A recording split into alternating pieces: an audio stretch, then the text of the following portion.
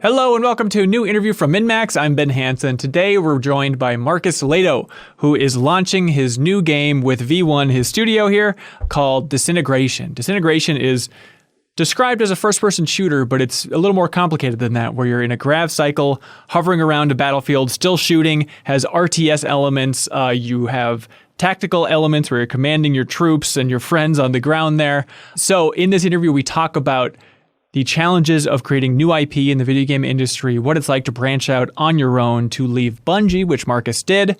Marcus goes back to some of the earliest days at Bungie, back when he was in Chicago working on the Halo series. He was the art director for the Halo series from Halo 1 on, was the director for Halo Reach. So he has a lot of insight into Bungie's history, Bungie's relationship with Microsoft, Bungie's split with Microsoft.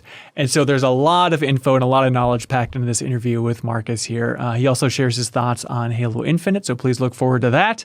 If you're watching this on YouTube, thank you. I'm glad you found us. If you enjoy it, I hope you help spread the word. If you'd like to unlock the podcast version of this interview and all of our other interviews and our community game clubs, early access to the MinnMax show, exclusive podcasts, you can support us on Patreon at the $5 tier at patreon.com/MinnMax. And there are two ends of MinnMax. That's a Minnesota thing, I suppose. So you can check that out. There's links below, and you can see the other benefits for supporting us. But without further ado, here is Marcus. Marcus Lehto, welcome to MinnMax, sir. Hi, how are you doing? Doing good. How are you doing? You're nearing a finish line. I don't want to say the finish line and imagine that this is almost the end of phase one for you, but how are you at this point with the project? We are getting so close. We are just about hands off with the project right now for preparation for launch. It's been a challenge, though, with a small team. You know, we've only got 30 people, and that's only as of this last year. And here we are working from home. You know, we've been all remote for at least 14 weeks now, and it's during the most challenging part of a project when you're wrapping up those last, very difficult bugs to solve, and you're trying to hammer on performance on console dev kits and things that you require, direct access to, and things that you're just used to having right there at the office that you had to figure out how to make that all work remotely. And so that took some time to figure out. But is there a secret cabal of game developers? Everybody's like sharing tips on the best way to do this, because it is definitely like the biggest untold story in the video game industry right now is just how studios small, even like the huge studios like a Bungie, like how the hell are they doing this? Yeah, I actually reach out to my friends at Bungie, and really? a lot of the people who have left and started their own studios at Bungie, we all talk together. We all talk about our tech solutions and how we're handling things with regards to transitioning from one phase to the next with regards to this pandemic. And it's been really helpful. It's a good support group, that's for sure. We need it because we have never done this in our entire career. Gone through a phase like this. This is something that none of us have ever experienced. It's thrown some curveballs at us that we never anticipated. And it's certainly going to be one for the history books, that's for sure. Yeah. Oh my gosh. I can't imagine. Do you want to take us back in time a little bit and go back to the start of the project, but then even maybe before that, like after you left Bungie the second time, because you went back around that kind of Destiny brewing area, but after you left Bungie the second time, you want to like walk us through your journey through the industry and what you were doing for those years there?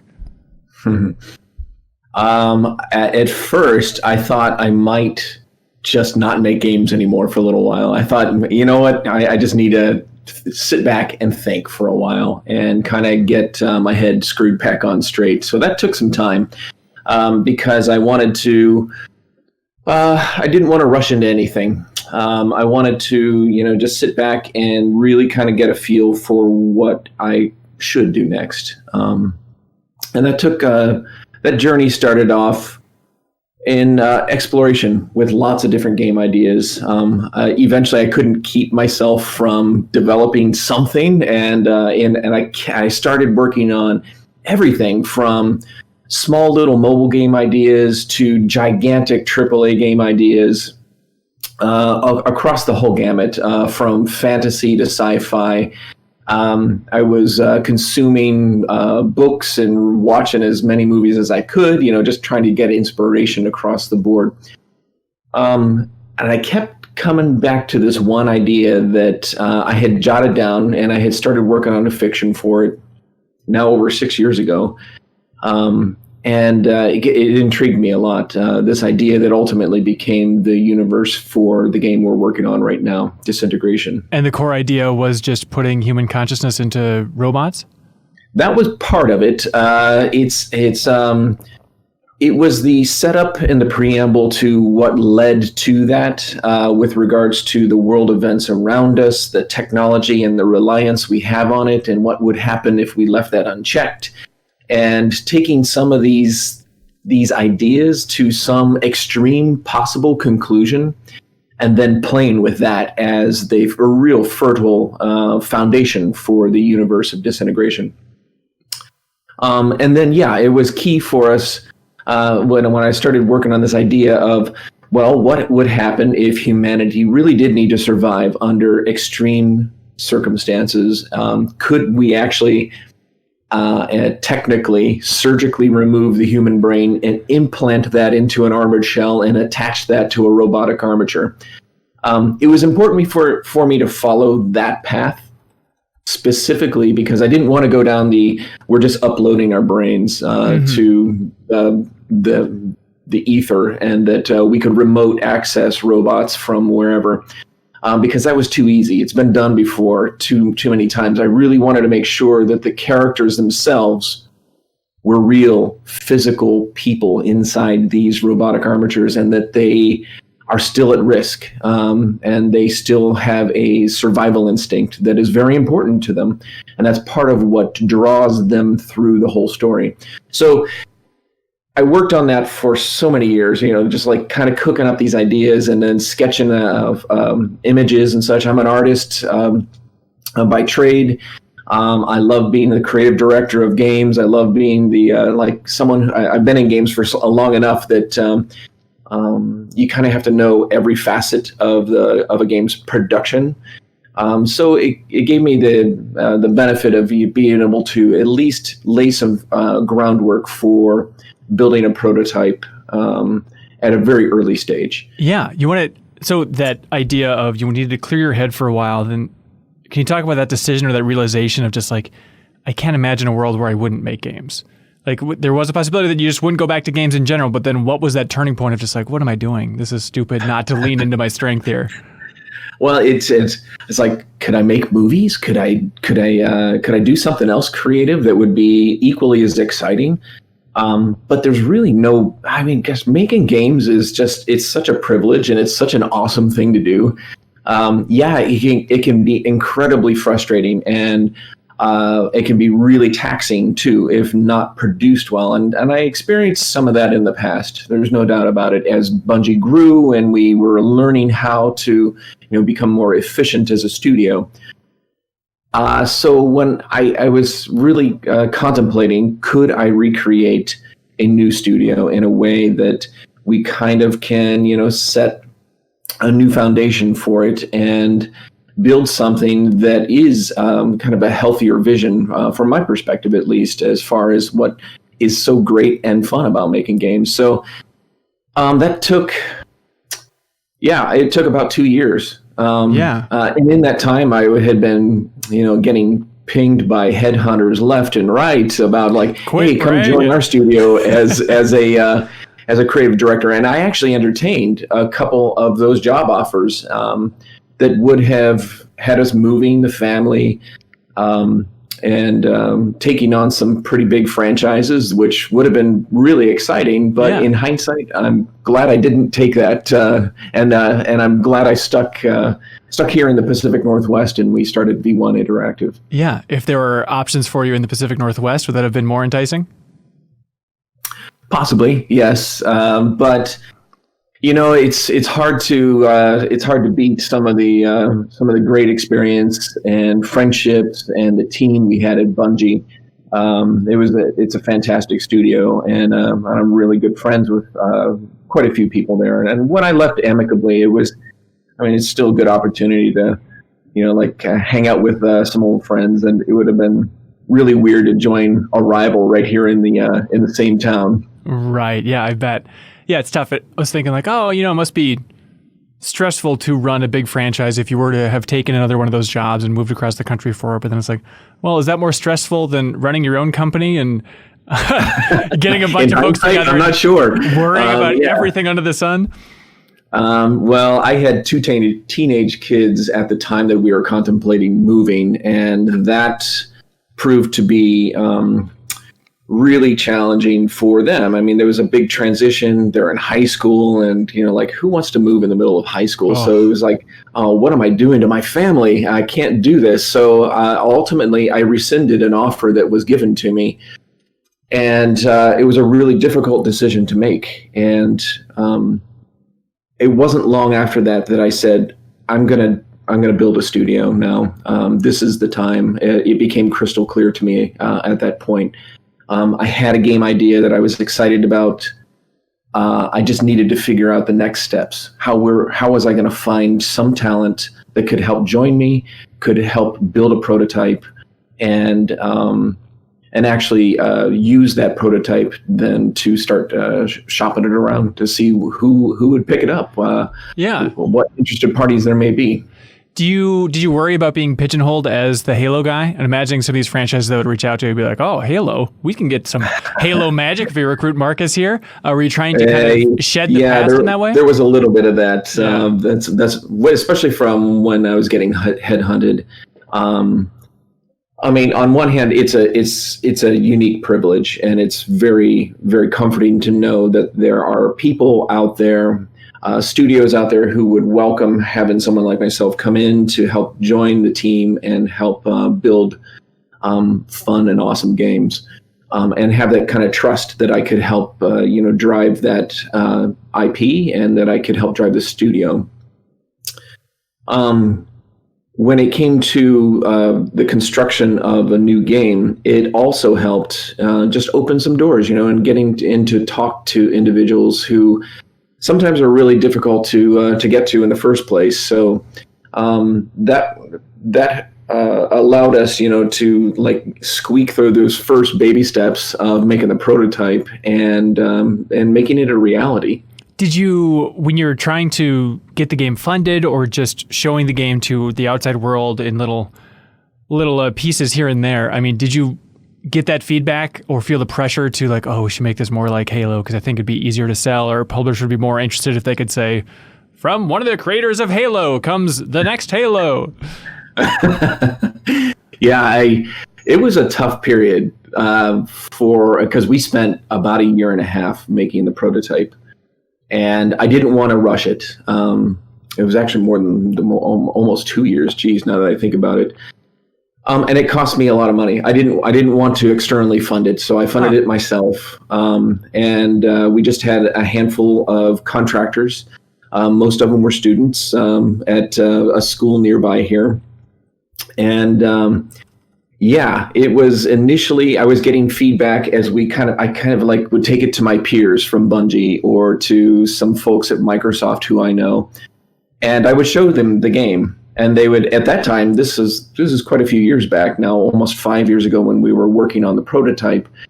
I would get feedback from some folks that said, make it single player only. You're going to be terrible at multiplayer, or the multiplayer area is just going to be way too challenging for a small team. Forget about it. Don't even attempt doing that. Or I would get feedback, just make it mobile only, free to play, and forget about any kind of like funding beyond 2 or 3 million. You're not going to make it. It's just going to be too hard for you. And that was really disheartening, and it was hard to hear. But I look at every one of those individuals and through the lens at which they see game prototypes and how they might view them, and I kind of had to filter it that way to understand where their feedback was valid, or where I just needed to listen to myself and trust in my ability to build a studio. Yeah. During that era, who did you look up to? Were there any models of people splitting off from a bigger studio that you were looking to for inspiration or just for a path forward here? Well, this was really early on when some of the big AAA studios were starting to see folks like myself leaving. So there weren't too many out there. I had a couple folks like Rob Ferguson that I would talk to every now and then. Oh, sure. I would talk to my friend Raphael up at Hinterland Games to see what he's doing with regards to the building of his new studio. But I would talk to a lot of the folks within my peer group from Bungie and from Microsoft, who I had known for only almost 20 years now at this point, and really wanted to get their honest feedback on it. Yeah. What was Rod's advice? His advice was always go for it. Like, take the charge. Don't hold back. And you know what? I was glad to hear some positive, like just do it kind of advice like that, versus the more cautious, like don't try to produce it or don't try to make a game like this without a massive team of 300 plus or the unique disciplines required in order to make such a complex game. Yeah. It's but wild. I think we could do it. I think we could do it with a smaller team. And it proved really tough getting things going, but hey, eventually we did. And that's the next part of the journey. Yeah, you did it, man. It's a crazy thing to hear just about like the challenges of creating new IP in the industry. What it takes is somebody with a lot of passion, dead set on controlling the prototype, funding it for themselves. I mean, is that just the state and the challenge of creating new IP in the industry these days? It's an unusual way to do it, that's for sure. Most people do not try to fund things themselves for any extended period of time. But I didn't want to be beholden to anybody during this prototype phase. I wanted to have the freedom and the ability for us to pivot wherever we needed to, and be able to shop it around in a way that we had some freedom to do so. And it was getting increasingly more worrying to me the longer that took, because that shopping a game around takes a lot of time, takes a lot of effort, and you hear a lot of no's and a lot of people just shutting the door saying no. It looks like too much like Halo. It feels too much like Destiny. That's a bad thing? It's just like these off-the-cuff knee-jerk reactions just because I am the Halo guy. And so there's that lens they see it through that was really, it was really challenging to hear some of that feedback. But we took it to heart. And there are some things that we would change about the game a little bit here and there in order to continue making it more unique. Because it started out as a little bit more of an RTS, right? And then it evolved into this hybrid that it is now. Were people saying cool it on the RTS front in those discussions? I never showed it to anybody in the RTS phase. Okay. This was all during development. That's why it took us so long, because it did literally start out just as an RTS. It was super straightforward. Just like move the camera around the sky, band select dudes, micromanage them, do everything you'd expect to do in an RTS. And it was really cool. I mean, we were focusing on the simulation of combat on the ground. There was all kinds of awesome stuff happening. The universe was pretty rich already at that point, and some of our characters were developed. And I was just like, there's going to be a million other games like this out there. How are we, this teeny little studio who nobody knows about, and even though I've got the Halo franchise behind me, and nobody's really going to give a crap about what I'm making next, unless we do something that I think shakes things up and is truly unique. So I was at this point where I was like, we have to do something dramatically different. We have got to change our path here. So that's when I said, you know what, I want to make this game a lot more thrilling, a lot more fluid and first-person shooter kind of feel, but still retain that RTS tactical element to it. So that's when we took that camera, turned it into this awesome vehicle we call a grav cycle, gave it weapons and abilities, both offensive, defensive, and then invented all these crazy new mechanics for how we were going to command the ground troops and how we were going to treat them in a way that didn't overwhelm the player with asking them to do too much. So that took forever to get right, because we knew, I think immediately within the first couple of weeks, that we were onto something really awesome, and we were super excited about it. But then we're like, oh, this is going to take a long time to figure out for real. And actually make it feel good to control. Because we were like, while this is pretty neat, it's going to take a long time, to go through the iteration cycles. But fortunately, because we were a small team, we could talk about really neat ideas first thing in the morning and iterate on 5 different versions of that throughout a single day, to the point where we could really get to the landing on that core nugget that's so awesome about the foundation of any game. And like I said earlier, it took about 1.5 years, almost 2 years, for us to wrap that up into a prototype that clearly illustrated the design intent of the game. Yeah, when I played the game for the first time, I immediately thought of Brutal Legend. I'm curious if a lot of people make that reference point to you, if you studied what that game got right and got it wrong about kind of mixing the RTS elements with the action elements. Mm-hmm. There are people who have said Brutal Legend. There are a couple other games that some of them are, most of them I'd say are not like total real-time tactics and don't retain the fluidity of what we were trying to do. So it was real hard for us to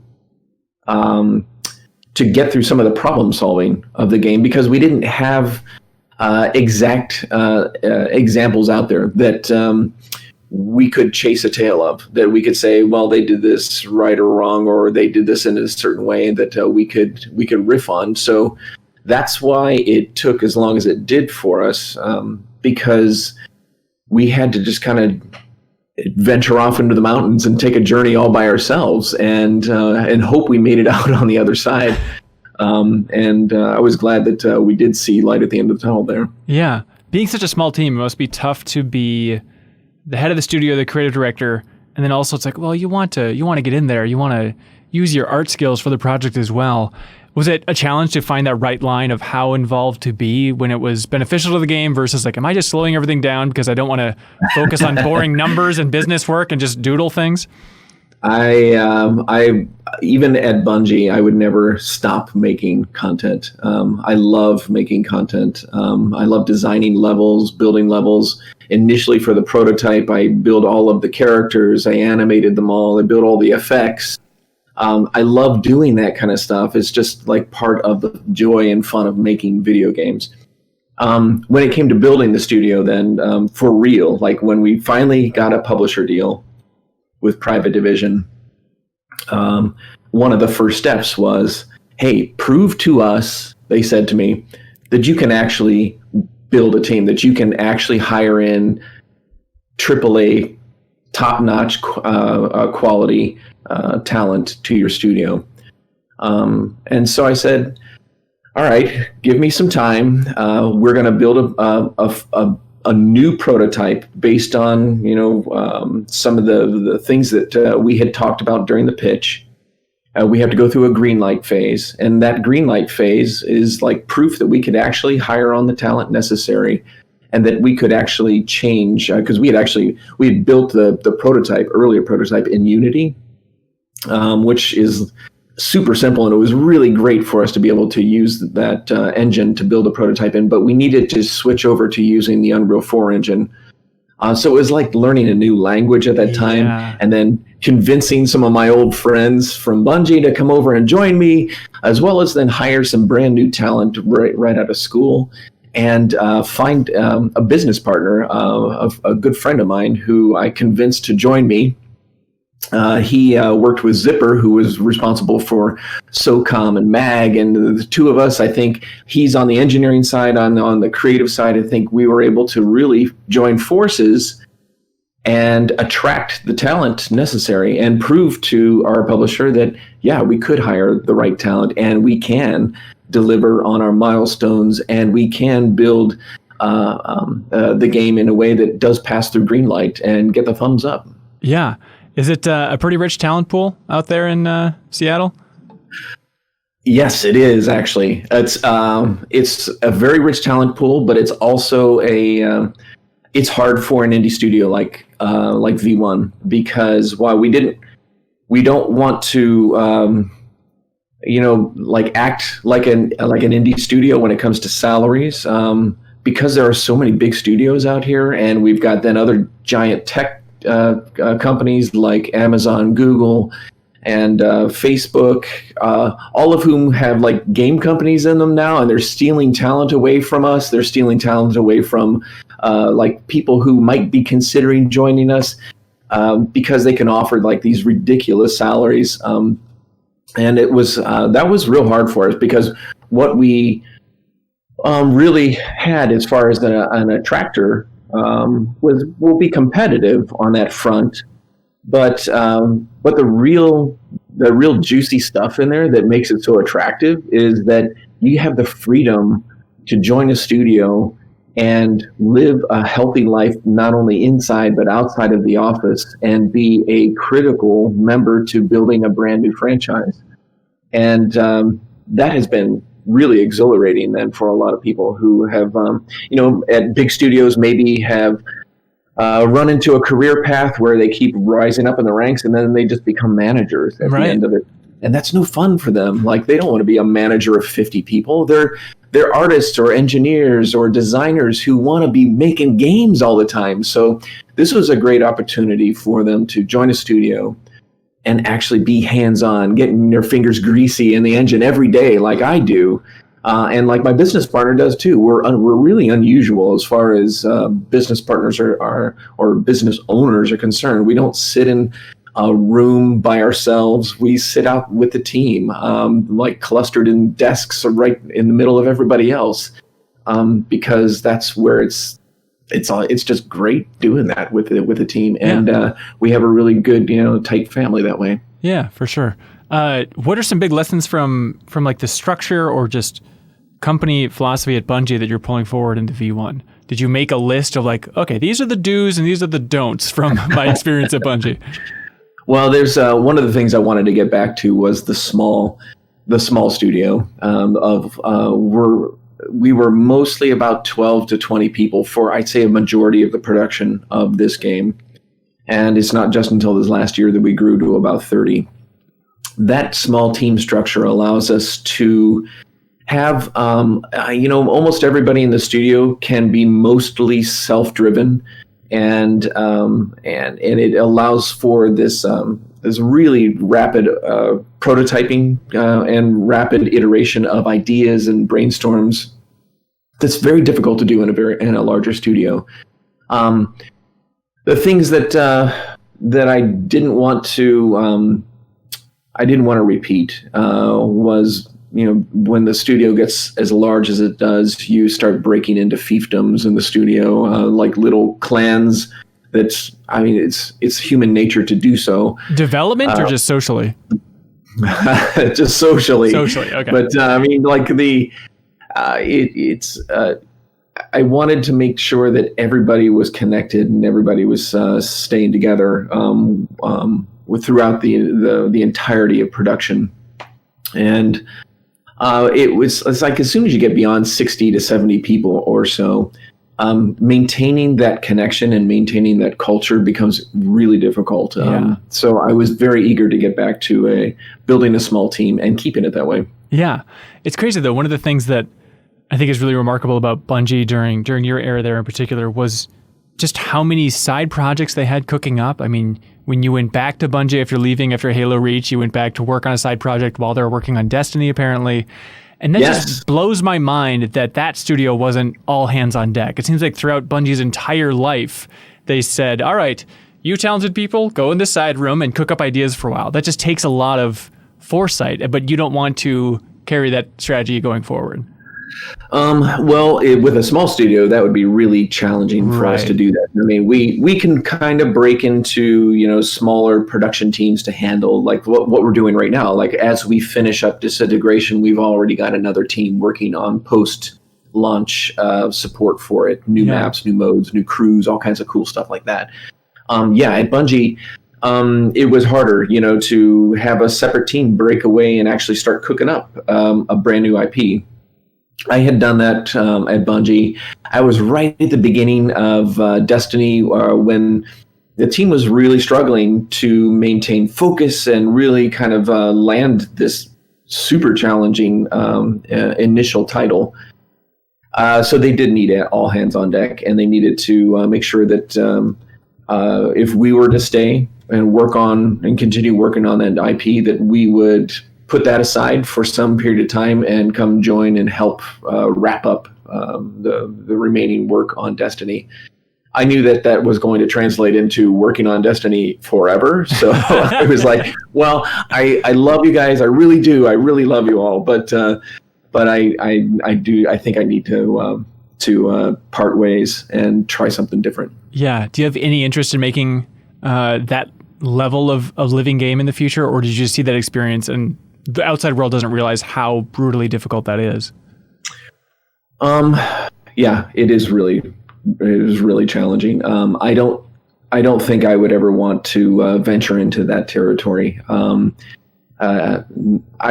I'm not going to say no because, it's so hard to predict even 3 years from now in the future. I would never have predicted I'd be right here today doing this with this game. And had you asked me 5 years ago. So it's always difficult to say. I'm always growing, always learning, even though I'm in my 50s now. I love learning every day. So I anticipate continuing to make games for as long as I can. Yeah.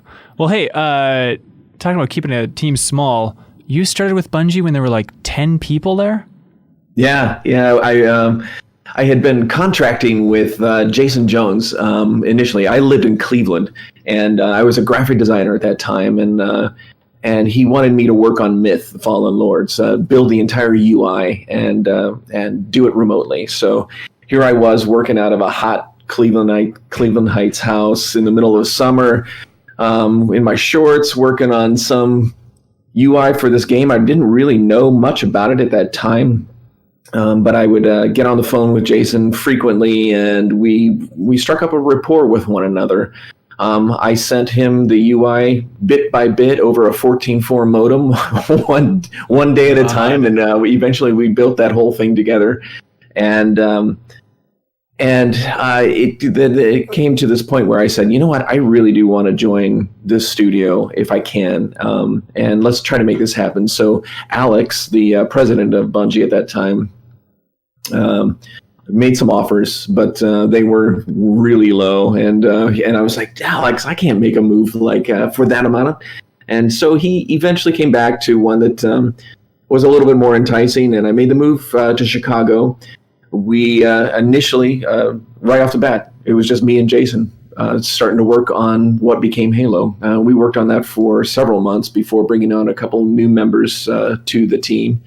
And we slowly grew to, I think we were about 40 people by the time Halo had actually made the splash, on the Macworld stage. And the buzz about Halo was starting to get pretty heavy, but Bungie was also struggling at that time financially, and so we, while I wasn't part of the ownership team by any means, Jason and Alex needed to figure out a way to survive, and one of that solution was selling the studio to Microsoft, and so we moved the entire studio. I'd say most of us, about 35 of us, actually made the move from Chicago all the way out to Seattle, and that was a crazy transition because, of course, what happened from there on. I mean, with building the Halo franchise, so we had to do that first game in a ridiculously short period of time. So when you look back, when you look back at like the amount that Microsoft paid for Bungie,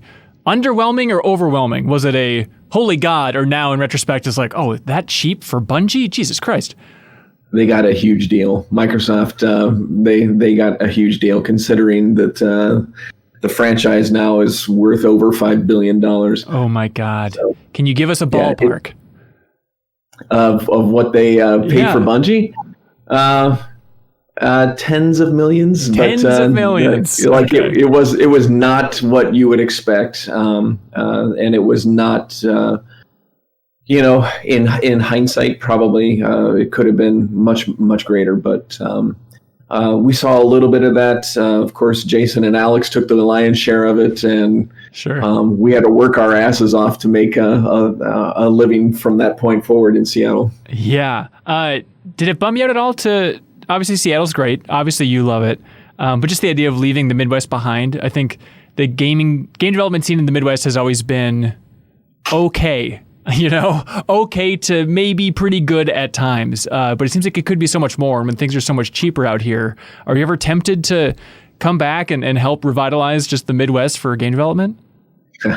I get that request a lot, actually. Really? Because when we left Chicago, I swore... when I moved to Chicago, I swore we'd never move further west from our family because my entire family lives back on the East Coast. And moving out here, we said, all right, we'll give it a year. We'll ship Halo. Hopefully it'll do okay. And then we'll move back. But this area is just so beautiful. And it wasn't long before we rooted in and just said, we love living out here. And our kids rooted in as well, and the industry is just so healthy out here, and it became a no-brainer for us to stay. But that said, a lot of my industry colleagues are constantly jabbing me about like, hey, why don't you come back to Cleveland? Why don't you come or move to Chicago where some of my other friends live and start up a new studio there?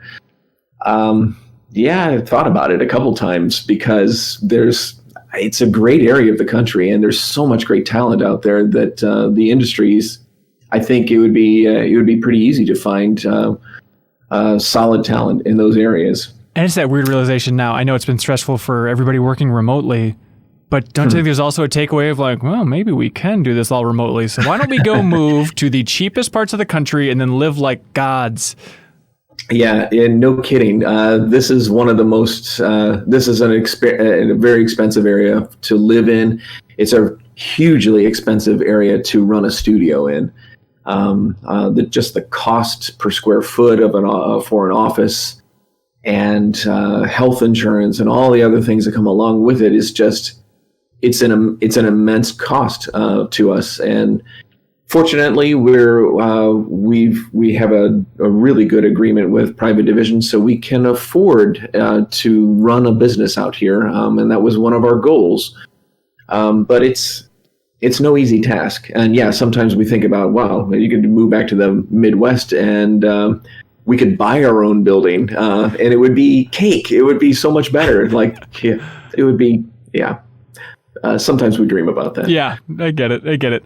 Okay, one of the craziest things I heard about those early Bungie days when they signed up with Microsoft was the idea that Bungie negotiated so they would earn royalties on the games, even though they were owned by Microsoft. How the hell do you manage that? That seems insane. Yeah, that was part of, we shipped Halo 1, and we saw the success of the game, and we were like, wow. That is fantastic. When we were independent as a studio in Chicago, we would, divvy out royalties, but we didn't see anything from Halo 1, of course, because we're just employees of Microsoft. Right. So as we ventured into Halo 2, that's where some of the tension between Bungie and Microsoft began, because we started to push back. I think there was while we retained most of our integrity and our culture within a isolated studio. They allowed us to have our own studio, which was open air, no walls, which was really unlike anything at Microsoft at that time. We formed a group within the studio of leadership and took this idea to the Microsoft leadership saying, hey, in order for this to remain healthy, we want to be able to work out a royalty plan that's fair. And that I think would be equitable, not only just, of course, the games for Microsoft, but then be incentive for us to knock it out of the park again and make awesome games. Isn't that like a bonus structure? Isn't that why that whole system exists? Kind of, but this was based on, of course, the success of the game. And ultimately, we were able to squeak a 2% out of them. That's what we got. So we called it the milk plan for the longest time because we had just the 2% plan. That was all we were going to get. But hey, that was at least they were able to do something, which we were grateful for. Because imagine if like the Word team started requesting royalties or something weird like that. It would have been disastrous. So they were able to finally make this happen. They formed Microsoft Game Studios, and we were part of that. And it worked well for a while. But in hindsight, it's like, wow, the amount of money that franchise made and the very little part of that our studio saw as a result was a little bit painful, but hey, we made an awesome game, and I was happy about that. Yeah, it's still mind-boggling to think of. Not only that, like the idea of royalties within the company is still bizarre, and then the idea of when Bungie declared its independence again. It's just one of those things of like, studios can do that? Like Bungie just keeps breaking these barriers. Like, how is that conceivable? And I know, like, I've been to Bungie so many times, they have like the big declaration of independence on the wall there. It's like, yes. How is this an option? Yeah, that I think we were able to find just the right window between some of the leadership at Microsoft, who they're advocates of Bungie, and they knew that there was potential if Bungie stayed that it might disintegrate and it might just fall apart. The leadership was really, I think the culture was starting to erode, and things were just like the pressures from Microsoft and such were getting a little hard to deal with. So it was a really healthy thing to buy ourselves back and start things anew. Yeah, absolutely. So from those early days, even before Microsoft, I'm sure you get this a lot, but did you ever have any specific feedback from Apple or Steve Jobs about the Halo demo at Macworld? I don't recall there being any feedback from Steve Jobs, honestly. I think he was excited about the idea, that we would make the game for the Mac. But we just got a lot of buzz at that time. There was no feedback about whether we were doing the right thing or not at that point. Yeah, okay. He wasn't a fan of games. I'm sure he didn't really care too much. I don't know. What are you most proud of from that era? Like, let's say development of like Halo 1, which was a long haul for you. What stands out as your proudest achievement? I think it's like, especially with Halo 1, our team was real small. It was kind of like, it mirrored a lot of like what I'm doing right now with V1, where developing iconic characters. I got to make the Master Chief, the Warthog, the Pelican, some of the Halo architecture and that kind of stuff, the Forerunner architecture, I should say, that became iconic elements of the game, and that was some of the most fun I ever had making games was back then. Because I was young, we were all stupid. We didn't know what the heck we were doing making games. We were all in our 20s. Yeah. And we were so many mistakes, but we were just having a great time trying to figure it out and trying to just navigate territory that nobody had done before. What were some of the early inspirations for the look of Halo? Obviously, look at like something like Ringworld. I'm sure that comes up a fair amount. But do you remember doing a lot of research to try and map out what this thing's going to look like? Yeah. Well, the Halo ring itself, I guess, or just the general design aesthetics of everything in Halo 1. Oh, yeah, sure. Well, before I joined the video game industry, I had been working in the graphic design industry, and for almost 10 years, and in the Cleveland area. and I still use the foundation of what I learned and what I know about graphic design and just design in general, as far as clarity of communication of idea and when it comes to visual design, was so important for me to carry into what I did with the Halo universe, and then what I'm doing now with the Disintegration universe, is the clarity of character, the clarity of form, and how it reads. And it was such a great thing to do, to marry that those thinking, that kind of thinking, to video games, when it comes to like what reads from a player perspective. How does that enemy really work at up close and mid ground and far away? Can I tell who they are? Can I tell what this vehicle's purpose is by just looking at it? Can it provide a story just by the scars on the surface and that kind of thing? Like, these were some of the things I just love about visual design, and how important it is to get some of those things right to build something iconic. And that's just one of those parts that I felt like, well, I'm just going to unleash everything I got here to make some of the most fun stuff I've ever, just like a sandbox of endless toys, just making awesome stuff for a universe like Halo. Yeah. It's got to be a weird thing of like, okay, make a lot of cool, awesome looking stuff, and now make the grunts. It's like, okay, how do we get these kind of schlubby weirdos out there for comic relief? Yeah, fortunately, I was able to hire on some additional artists like Shikai Wang and Paul Russell, who were like, Paul built all of the Forerunner stuff, and Shikai built all of the Covenant content.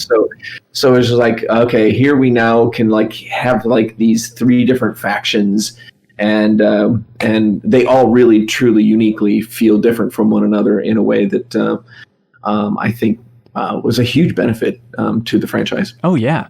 Do you have early sketches still of designing Master Chief? Are those in a? Well, I have a ton of them. Somewhere? I have probably 15 sketchbooks, some of which I post online every now and then. But if just like my sketching is really like, I'm trying to figure out how things work mechanically, how things are going to fit together, and how design elements can work together. So it's more like a mechanical sketchbook of ideas like that.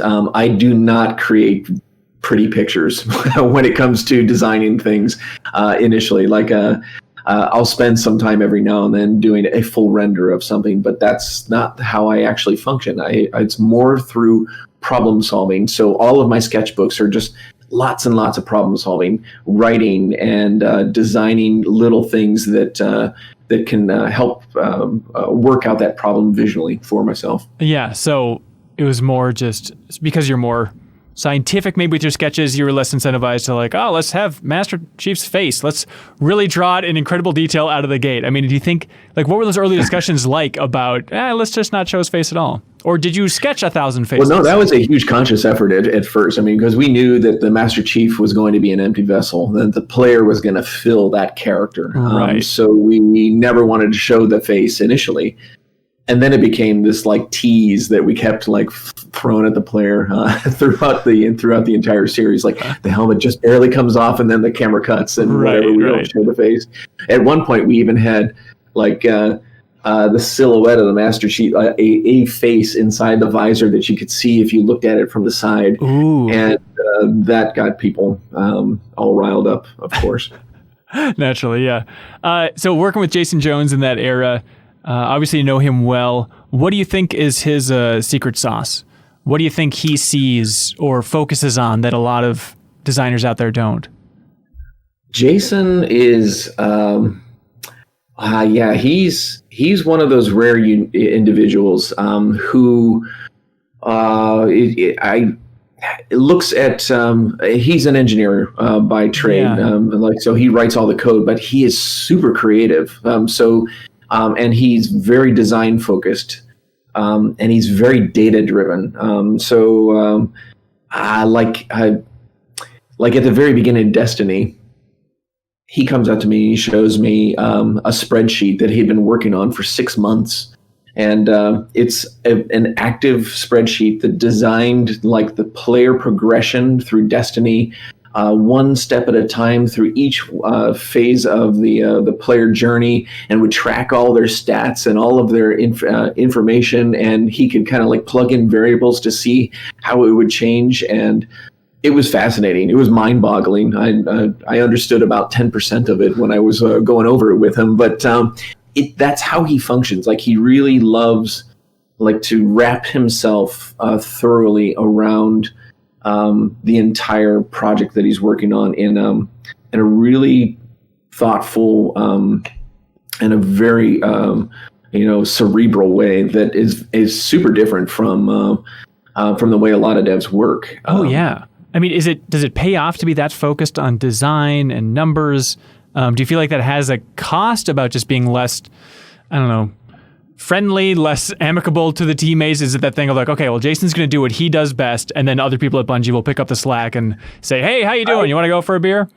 I think some of that was actually born out of necessity too, because at that time the Destiny engine was still heavily under construction, so the team actually couldn't work on the game. So a lot had to be designed up front. But yeah, other than that, Jason is he's a very introspective, and he's an introvert himself. He doesn't do very much, and you'll rarely see him in front of the camera. He's still a good friend, but and I talk to him every now and then, but it's far and few between now. It's these days. Yeah. I mean, from his vantage point, why get in front of the camera? I'm sure it's not my skill set. It doesn't help sell more copies of a game. Who cares, right? He's pretty good at it, though, when he does do it. So I don't know why. He just doesn't like getting in front of the camera. Okay, specific memory is going back to the launch of Halo 2. I'd like to apologize to you, but my friends and I were very excited when Halo 2 leaked ahead of time with the French leak. And we got to play, Halo 2 on modded Xboxes. I'm terribly sorry. Do you remember what that was like internally? Was that a huge deal at Bungie when Halo 2 leaked ahead of time? Yeah, it was. I mean, we were all like, oh, God, they're seeing behind the curtain when they shouldn't be seeing behind the curtain. And right. Because I think that was that still when we were working on the, oh God, we were calling it the stencil buffered shadow version of the engine. So there was like all these crazy the graphics that we had been working on that we had to totally scrap and redo from scratch because it just wasn't going to be performant and didn't work. But that's what we used for that initial demo running of the Warthog running through the streets and the Master Chief coming out with his dual SMGs at the end. Yeah. Okay. So it's just people are saying a little bit too much about how we're making this stuff. I mean, can you talk about what that's like in a team just to have that crushing realization of like, oh, it's out there and there's no getting it back? Yeah. I mean, when you're making a game, you don't want the public to see. I shouldn't say that. You're nervous about the public seeing what you're working on while it's still half baked. Because especially with Destiny, with Halo, and then even into Destiny, and even with what I'm doing right now with Disintegration, it's really terrifying to hear when people's expectations are so high, and there's this assumption that you're just going to hit it out of the park again, and you really aren't sure if you are absolutely doing the right thing on the game. I mean, you think you are, and because it's really hard to like work with all of the moving parts that it takes to build a video game. It's so much more complex than a lot of people realize. And so you have to design this architecture for what you're going to follow throughout from beginning of dev cycle to the end. And it's hard to pivot in between there. So if something gets out there early and people just like hate on it or just start to troll it for whatever reason, it's hard to react to that because you're like, oh, did we do the wrong thing? Or do we need to completely change focus and pivot this direction now? And then it sows all this seed of doubt in the studio and all these people freak out. And so it's a really hard thing initially, but sometimes, it's for the better. I mean, you do get some decent feedback, and at least get over that initial fear factor of getting the game out there in public. Right. I think like some of the early levels in Disintegration, the outdoor environments are beautiful, and it's just so refreshing to have gameplay in that type of environment. And I think back to like, how important that was throughout the Halo series as well. Can you talk about just the evolution of Skyboxes from the art director's point of view at Bungie, and just the importance of that, and when the team realized that like we can really knock this out of the park every time? Mm-hmm. Yeah, that's when I first made that the first Halo level, and you land on the cliff edge and you look out over this huge expanse and you see the rings sweeping up off into the distance. I must have worked on that, even though in hindsight it looks like something a kindergartner would have made, to me at least. But I must have worked on that forever, because I really wanted to nail home this scale of space and make the Halo world an inviting place to explore, and just to be in awe when you look out over the horizon and see these landscapes around you. And it's no different from what we're doing right now with Disintegration. Yeah, making sure that the world we live in, when we play through it, is a place that you could imagine yourself exploring, and it's inviting to come explore. It's not just this burnt down brown world. It's not post-apocalyptic in that way. It's a beautiful world. And then the combat within it is this really cool juxtaposition as a result. And that's I think the most intriguing parts of making environments that are inviting to explore. Yeah, absolutely. And it seems like the Halo Infinite team 343 seems like they're pulling from that as well with like, the earliest tease of Halo Infinite, just focusing on the natural environment. I think it's such an interesting take. Do you have thoughts on Halo Infinite? You probably know more than you can say, but do you have a take so far on what they've shown? I'm rooting for my friends there at 343. They are, they've got a ton of work to do, but I know they're kicking it, and they're making sure that whatever they can do to get this game together. I mean, I'm sad that they were supposed to have a big announcement right about here in E3, and so I'm bummed that they didn't get a chance to do that, because I was rooting for them, and I still am, and I can't wait for them to finally have that game out in the wild.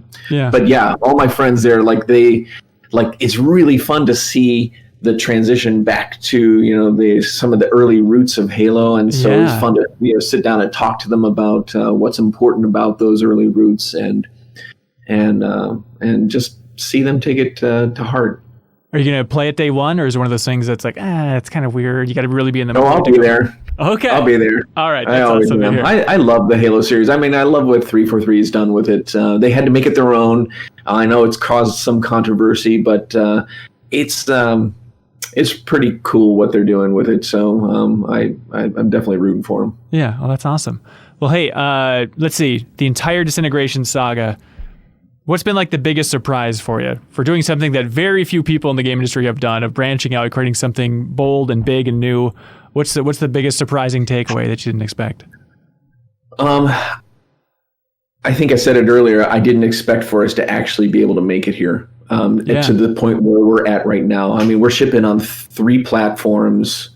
We actually got through every one of our milestones, and we went through certification on the platforms just recently. Nice. While in a pandemic, and I can't believe we actually made it work. Like, it really truly is surprising to me. I thought when the pandemic occurred that we were probably going to end up pushing things out, and to the point where it was really going to jeopardize the success of the game overall. So that was one of the things that really surprised me, that we rallied, we pulled together, we became more efficient, working from home. We made it work somehow.